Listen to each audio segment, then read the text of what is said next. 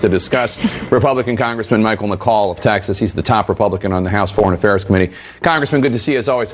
So President Biden's going to spend the next 5 days meeting with top U.S. allies before he sits down with Russian President Vladimir Putin. How important do you think it is for him to get all of these countries on board, the UK, NATO, the EU, before confronting Putin?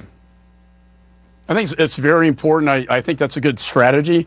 You want our NATO allies and partners on the same page when it comes to things like these cyber security attacks, when it comes to Nord Stream 2 pipeline that unfortunately the president had a waiver that it was in the national interest of the United States to allow Putin to complete that pipeline into Europe, making Europe more energy dependent on Russia. But I do think I agree with him. He goes to the table with more strength if he has our allies behind him. Some Republicans have criticized Biden for even having this meeting with Putin. Senator Ben Sasse of Nebraska wrote, quote, "We're rewarding Putin with a summit. This is weak." Obviously, U.S. intelligence says that the Russian government itself was behind last year's SolarWinds hack. And, of course, the bad actors in Russia have been fingered as having been behind other ransomware attacks this year. Do you think this summit is a mistake? Well, I think he is rewarding Putin by, having this summit, in Russia with Mr. Putin. And I would not criticize the meeting as much as the concessions that were made prior to this meeting. The national waiver interest with Nord Stream 2, the idea that all these cyber attacks that have taken place. I think that should be a big part of this conversation is how to get them to stop these major cyber attacks on our critical infrastructure.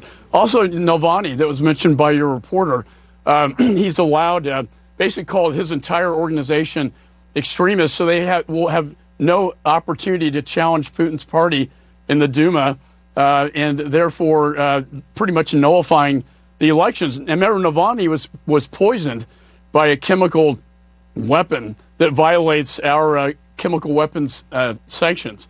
And yet the president has yet to put those sanctions in place, nor the congressionally mandated sanctions to stop Nord Stream 2.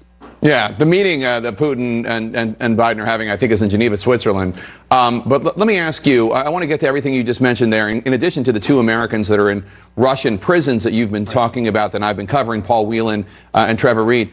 But what do you think Biden should do to stop these cyber attacks by the Russian government and by bad actors in Russia? What kind of retribution would you support?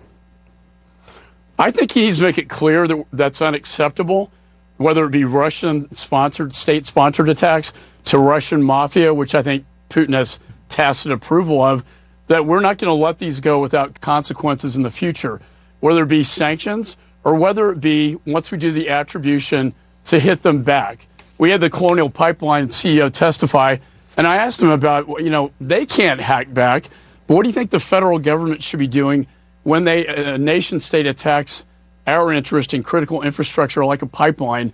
And would you support the ability to really respond and hit them back hard? I think only until we have consequences to bad behavior will the bad behavior stop. Right. And as you've noted, the bad behavior has been going on. And Biden lifted the sanctions having to do with Nord Stream, the gas pipeline, obviously basically outlawing Navalny's party. Was off, not to mention poisoning him and imprisoning him as well, was provocative. But at the same time, there is this imperative to improve relations because the U.S. and Russia do need to have some relationship. The relationship right now between the U.S. and Russia is so bad, both countries recalled their ambassadors earlier this year. Biden hopes, sources tell CNN, that they're going to be able to reach a point where they send back their ambassadors to Washington and Moscow.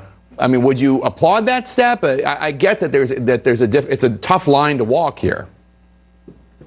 Well, I met with Ambassador John Sullivan just last week, and I think the reason why they're not pushing forward with these sanctions that I, quite frankly, think gives the president a position of strength rather than weakness going into this summit.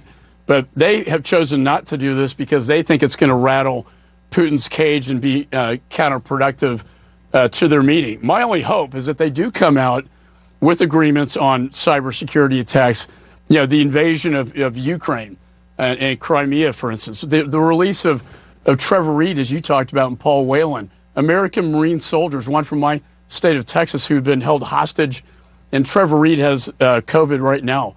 I hope there are some positive outcomes that come out of this, but I'll be honest with you, Jake. You're dealing with a former KGB officer, once KGB, always, and I'm not entirely optimistic that we're going to see any major results coming out of this. Yeah, we'll have you back to talk about what he gets out of it, if anything. Republican Congressman Michael McCaul of Texas, thank you so much. Appreciate you as always.